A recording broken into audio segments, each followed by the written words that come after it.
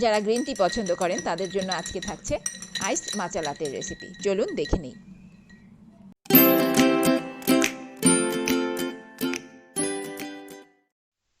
2 চা চামচ green tea powder, গরম পানি, দুধ এবং চিনি ছাড়া আমাদের আর কোনো উপকরণ লাগছে না।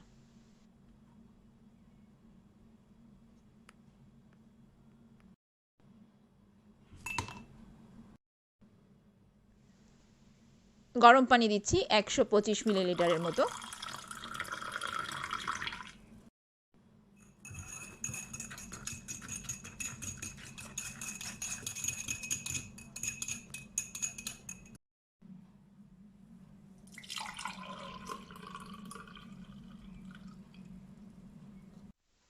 একশো 50 মিলিলিটার দিচ্ছি দুধ।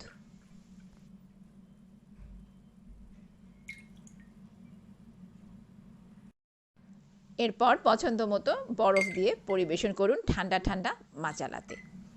খুব শিগগিরই আপনাদের সঙ্গে নতুন কোনো রেসিপি নিয়ে আবার দেখা হবে। ততদিন পর্যন্ত ভালো থাকুন, সুস্থ থাকুন।